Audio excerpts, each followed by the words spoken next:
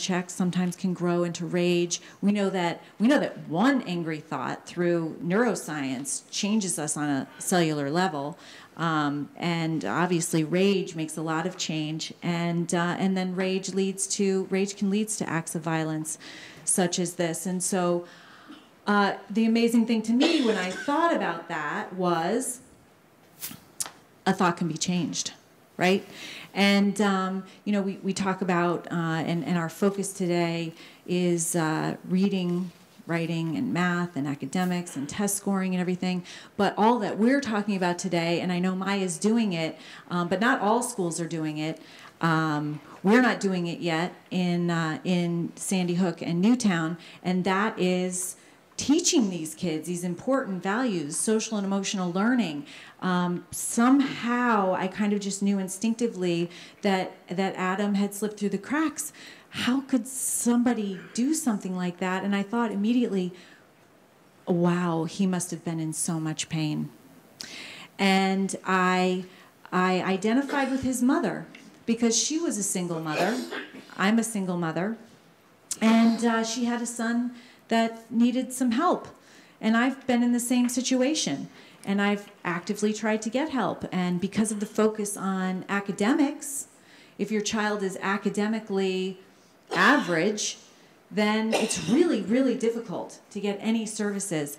And there's this incredible report that came, and I want to just go over some statistics with you. And I'm only saying these because we know what to do. We know how to make the change. We just have to, and you guys are all a part of that, and I love it, and I've learned so much already being here. But you know, in our country, we have one school-related shooting every 4 days. I don't know if you know that it's escalated since Sandy Hook. We've had over 90 school-related shootings just in the U.S. since December 14th, 2012, so in 2 years. So in my mind, it's kind of epidemics. It's an epidemic proportion. And there was an incredible study that came out of Sandy Hook, and it's available. It's online. It's by the Child Advocate Office, and their mission was find out what went wrong and make recommendations for the future. So they were the only agency that was given access to Adam Lanza's school files and mental health records. And so they went in and they looked at all this, they interviewed everybody who had ever had any contact with him, and they determined what went wrong. And they made 3 recommendations for the future, and these 3 are not in any order, but 1 is gun safety, 2 is more access to mental health, and 3 is social and emotional learning. And of course, that's what the Seeds of Peace is, and so important. But I think about my initial thought was, you know, how he slipped through the cracks, and I had the exact same, it's so weird, the exact same experience going into Sandy Hook Elementary, and she took Adam as a kindergartner in there, and he needed 5 services. He had some issues. He needed 5 services, and the school determined which ones were directly related to academics, his academic performance, and they chose those 2. It was tactile issues because he couldn't touch paper, and it was speech. So they thought, which are the ones that directly relate to academics? The other 5 that he required were not given to him. And I had the exact same experience. It's very strange. And I was also not given services, none, because my child was, this is Jessie's older brother, performing averagely academically, and so, but I did go out and I got the services privately. But just something to think about, this focus on social emotional learning. And so I call December 14th, 2012, the world's greatest day of compassion, because on that day, the world came together as one in the true meaning of compassion. And compassion has 2 components, and I think you know, like again, and how we think about compassion in our society and how we might teach it, and we focus on the first component of compassion, which is the empathetic component, which is where you feel, where you identify with another's pain. And that can be very painful, right? I mean, I felt like bawling when I was watching the little kid crying in front of the class. It was really, so I identified with his pain. And I think that in our society, and I think about me, the different me on December 13th, I really didn't often get beyond that first component because, gosh, I was a single mom and I didn't have a lot of time, and I had a full-time job, and you know, I had 2 boys, and frankly, I just want to be happy. And so I can't take on a lot of other people's pain, right? But we need to extend that understanding of compassion to include the second component of compassion, which is what the world did that day, which is how I know how to speak about it. It's actively doing something to help ease another's pain. That's the service component. It is so incredibly important. And that's the magical part. That's where all the energy that you give out, you get back. And I can tell you from personal experience, and this is my Jessie's older brother. JT was 12 at the time, and I'll go into that. So I'm out of order in my mind. Yeah, if you don't mind. JT, we had orphan genocide survivors from Rwanda that reached out to JT via Skype, because they heard what happened and they wanted to reach out to one of the victim's siblings to let him know that he was going to be okay and that he would feel joy again. Those 2 things, which I remember hearing them going, wow, because I didn't know if we would be okay and feel joy again. And they had incredible legitimacy. A lot of people had come in to say, you're going to be just fine. But how do you know? You've never been through something like this. So anyway, these kids reached out and they shared what happened to them. And they said, you know, their whole families had been slaughtered in front of them. And they had an equation that helped them through. We actually turned it into an equation. They said first, when they wound up in an orphanage, because remember they were orphaned by the genocide, and they were young. They said they started feeling gratitude for the walls that were giving them comfort, walls that were providing them safety, the little amount of food that they were getting, and the human compassion that they were receiving. And once they started filling themselves up with this gratitude, they realized they had to forgive. They had to forgive the people that murdered their families, because if they didn't, they would be going down the same path of anger and destruction that they had. And then they realized that they had to do something with this. They had to share, they had to be in service, and that's what they were doing by reaching out to JT. They were sharing their experience and being in service to him. So this was kind of the equation that we came up with for healing for ourselves that we have followed. Gratitude plus forgiveness plus service to others equals healing and joy. And JT turned around and reached back out to them and started raising money to send them to university, because that's what they expressed that they wanted to do. They loved school. And he was able to Skype back within a few months and announced to them selling these bracelets, NewtownHelpsRwanda.org, that he had raised enough money to send one of them to university for 4 years, plus an additional amount to help her family. And just see, with a little bit of effort on his behalf, how it positively impacts somebody all around the world, and the connection that was made. I mean, they love him and he loves them, and he will never think about Rwandans. It's just those people. I don't care what's happening to those people over there. He cares. It was really an incredible connection. And amazingly enough, if you would go back to that other slide, back to Jessie's message, I saw a message that Jessie had written on our kitchen chalkboard shortly before he died. And this was a couple days after the tragedy, and I had gone back home. I was staying at my mom's to get clothes for his funeral, and something no parent should ever have to do, and they really don't have to do it. And I'm walking out of the house, and I see this message. He's this rough and tumble cowboy little boy. This was totally not in, these 3 words, not in the vernacular of Jessie nor a 6-year-old. They're phonetically spelled because, of course, he's in first grade and just learning how to write. But he wrote a few days before he died, nurturing, healing, love. And I knew instantly that this was a message that it was like a prophetic message, like he had this knowing that he wouldn't be around for very long. And he wanted to leave a message of comfort for his family and friends, but he also wanted to leave a message of inspiration for the world. So this is the foundation that I set up, the Jessie Lewis Choose Love Foundation, because if you take the meaning of those three words, nurturing is loving kindness and gratitude. Healing literally means forgiveness. And love is compassion in action. It's the same equation that the Rwandans gave us for their healing. So this happens to be what Jessie left as a 6-year-old. Nurturing, healing, love is the algorithm for choosing love.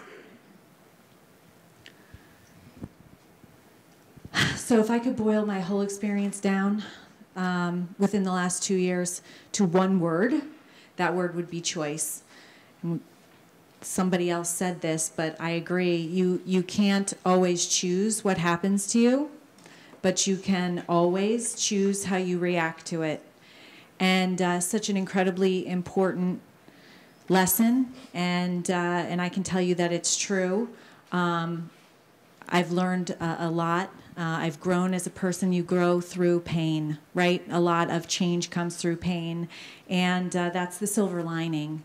So I've really dedicated my life to spreading Jessie's message of nurturing, healing, love. And what we're trying to do is start independent Choose Love movements with the kids leading the movement around the globe, so that kids are choosing love and encouraging their classmates to choose love. They're choosing loving thoughts over angry thoughts, consciously thinking about what they think about, which we don't really slow down enough to do. But I encourage people when I talk to think about it, and think about how many angry thoughts you may have, or thoughts that the same thoughts you had a year ago, 5 years ago, that don't serve you, and change them into loving thoughts. And you can teach this from a very young age, to be aware of your thoughts. And people don't understand that they are not their thoughts. So they have these angry thoughts, and they just go down this path that they lead them through. So this is actually, I have a few, but my printer ran out of ink, because there's a lot of ink on this. But I have a few to give out today, and this is also in high resolution on our Facebook page. But this is in classrooms across the country, ways to choose love. So in 6 easy, this is ways to choose love. So we have 33 ways to choose love, just examples, and you can do your own. You can do your own ways to choose love, but this is just kind of what we came up with, and it's fun to just have this as a reminder. And this is how to start a Choose Love movement in 6 easy steps, actually 5 steps.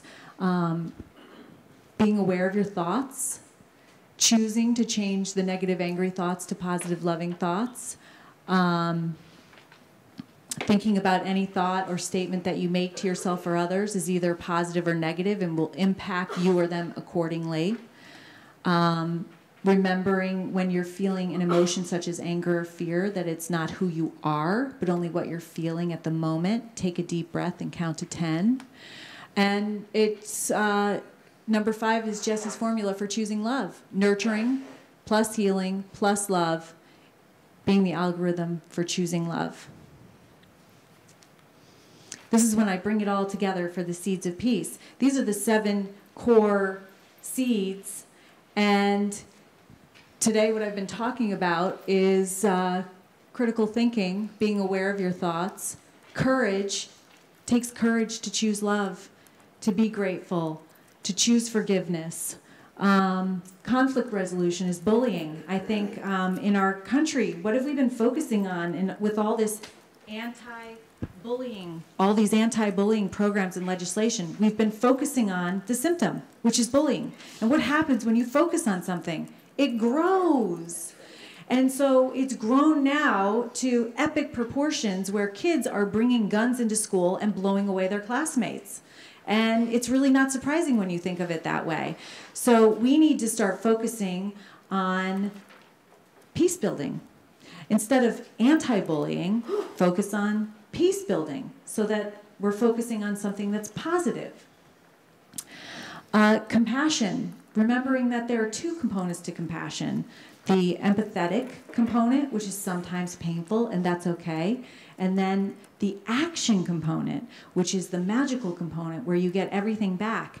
And people from around the world did things for us, and it helped us heal, and it helped them heal. It doesn't have to be anything big. They started acts of kindness, and it was so strange because I have friends and family that are scattered around the country, and they would walk outside of Walmart or something, and they would get like a little package on their car, inspired by Sandy Hook. This act of compassion is in honor of Jessie Lewis, and they'd take a picture and send it to us. It was a family or friend, that was around the country. Really beautiful, though. How wonderful to inspire something gorgeous like that. And imagine being held up in a world's prayers, in prayers of people from around the world. Incredibly powerful. We got letters, we got homemade gifts. I don't know, I have like 50 paintings of Jessie in every single material you can possibly imagine, charcoal, oil paint, and I love that as an artist myself. It's very intimate to draw someone's face. Showed a lot of love. So all these things that people did for us really helped us because we thought, wow, people from around the world, they love us and they're thinking of us and they're actively doing something to help ease our pain. So like on that day, the world became one. And what I'm trying to do is continue that momentum, and everyone here is continuing that momentum. We had a handout here that talks about the Peshawar school tragedy, and I'm just kind of pointing this out. This would be a great project to do in class, right? And this is what people did all over the world for us. They made banners talking about how they loved us and how they were crying with us and supporting us and what they were doing in our children's honor, how they were choosing love. So there are lots of ideas on this for what you can do. The collaboration part is what everybody's doing here. It's the social and emotional learning. It's collaborating together about what works and what doesn't work.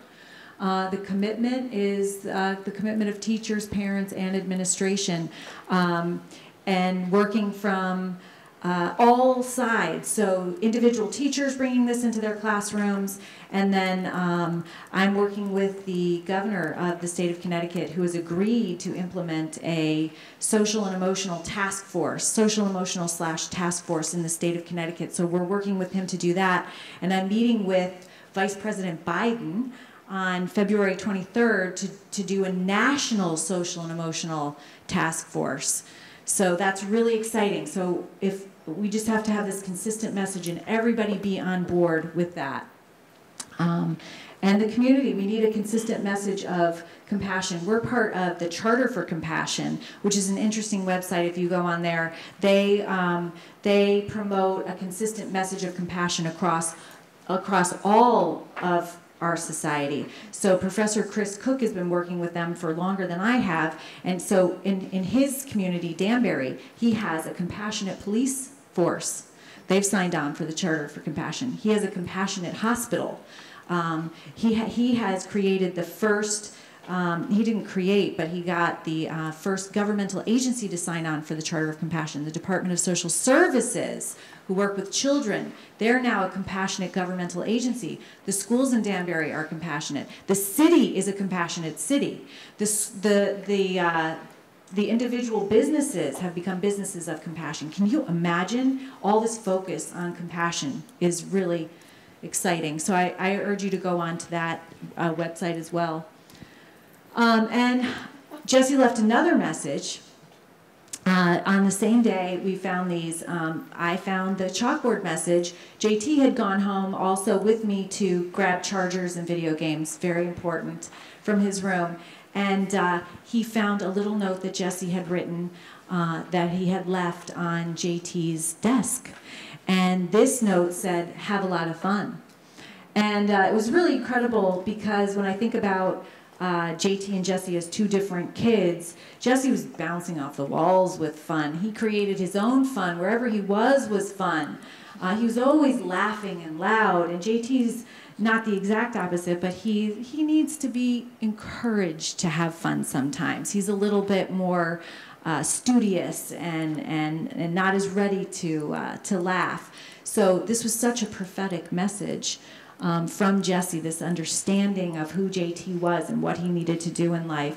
But when I saw that message, I also thought, wow, this is something that we all have to do, because we're all out here working towards peace building, but at the same time, we can't lose sight of the fact that we need to have fun. That's part of the reason that we're here. And that's my mantra. I think I go around and I'm talking about this and getting interviewed and everything, and sometimes I get nervous and I think I have this little angel on my shoulder saying, "You're supposed to be having a lot of fun." And I go, that's right, have a lot of fun. This is fun, right? So JT and I kind of came up with our idea of a mission statement and our idea of kind of like a general equation for everybody. And we came up with nurturing, healing, love, plus the bravery to have a lot of fun. And if that is your mantra in life, you're going to be okay. So thank you very much.